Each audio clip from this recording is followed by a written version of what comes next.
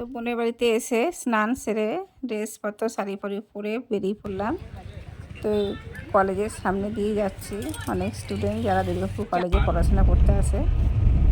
তো সেইটা কলেজটার নাম ডিআর ইঞ্জিনিয়ারিং কলেজ এটা মনে হয়। তো যাই হোক, তো চলে এসছে অনুষ্ঠান বাড়ি, সকাল 10টা বাজে। তো অনেক সকাল সকাল গায়ে হলুদও হয়ে গেছে, অনেক কিছু নিয়ম থাকে।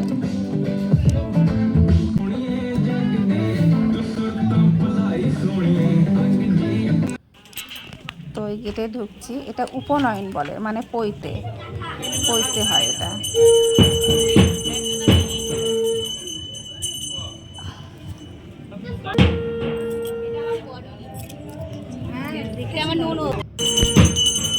এই যে বোন সব পরিচয় করালো আমার ননদের সাথে। এই যে বোনের অনেক বছর পরে দেখা, ভীষণ আনন্দ।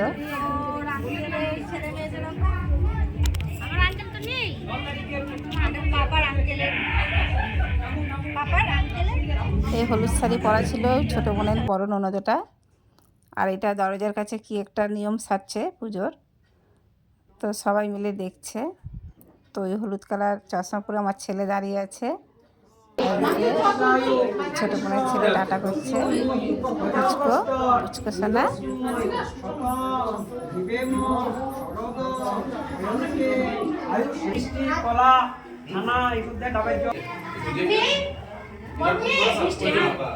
ওতে অনেক কিছু নিয়ম থাকে। তো সবাই বলছে সকালে টিফিনটা করে নিতে। তো ভাবছিলাম এখন খাবো না, তো জোর করে বসিয়ে দিল আমাদেরকে। তো টিফিনটা খেয়ে নেওয়া যাক, আমার ছেলেরা বসেছে খেতে। তো সকালে আলুর দম আর পোলোয়া করেছিল, তো সেটা আমরা খেয়ে চলে এসেছি। এখানে নাড়া করবে এবার, তো ব্রহ্মচারী হবে এবার। তো অনেক সকাল থেকে নিয়মকানুনগুলো হচ্ছিল।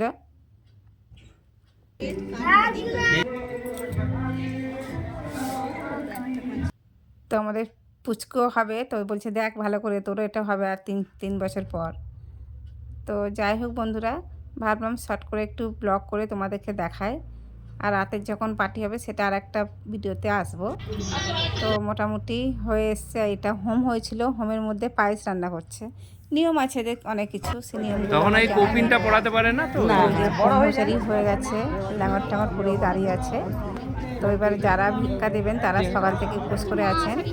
তো একটা কাঁসার থালার মধ্যে ফল, চাল, মিষ্টি সমস্ত কিছুকে দান করবেন। তো এটা করা খুবই ভালো। তো ব্রহ্মচারী হয়ে গেছেন বন্ধুরা, দেখতেই পাচ্ছ তোমরা সবাই। তো প্লিজ ভিডিওটা লাইক শেয়ার করো, ভালো লাগবে।